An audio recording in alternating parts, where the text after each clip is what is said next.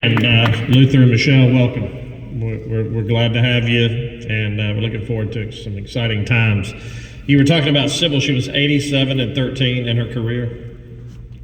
See, when I played baseball here, we were the inverse of that. I lost 12 games as a pitcher my senior year. So Sybil is a winner. She's intense, and she brought so much to this process. And I think you know that, and I think everybody in this audience. And I want to welcome everybody here today, the friends, the employees, everybody that surrounds and supports us, because it's truly the new age of athletics that everybody keeps referring to is very stressful. I'm not going to deny that. It has been put into recruiting never ends, does it? It used to be that you could sign your class and then you kind of maybe took a month off or two in the summer to get your batteries recharged.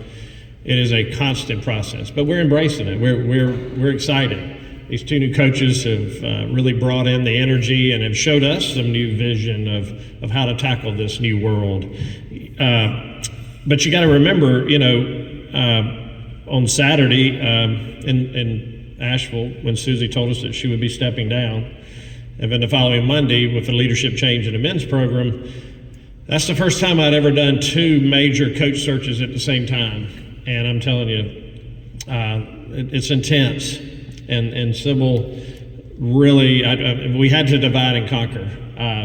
We had to just kind of close our doors, and Daniel Parker and his team was so instrumental in helping us identify candidates.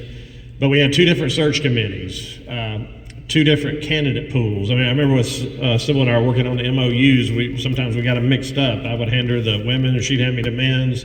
But we were able to just kind of segregate time and really focus in on who we wanted. And as the search for the women pared down, and Sybil said, okay, if I tell this, we had 4 candidates that were at the end. Now, we were lucky because we had sped our process up. We had a great talent evaluation, and we were going to make our decision. But the 4 finalists, the other 3 also received Division I jobs, and 2 of them in the conference.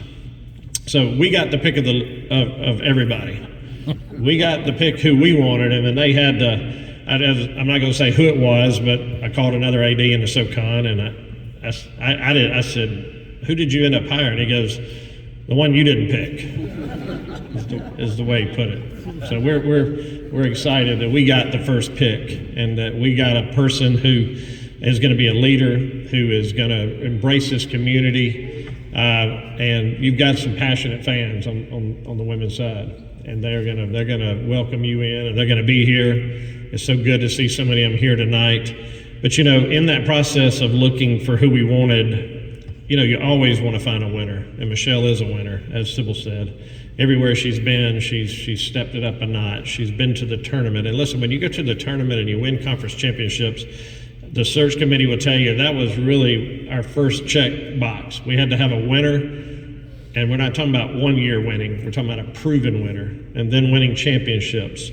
And then, of course, the whole aspect of developing the student athletes. And we know in today's world that it's not like recruiting freshmen and they stay here 4 years. We invite them to if they want to. But we have just sped up that, and Michelle put it so best in the interview process. She was like, listen, we just have to make an impact in a year or 2. We have to speed that process up. And that's what coaches do. They impact your life. They teach you how to compete, to grind, to be the best person you can be. So I have talked enough. And so if I could ask Michelle to come up here, and I want to introduce to you the new coach of Mercer basketball, and that's Coach Michelle Hartman.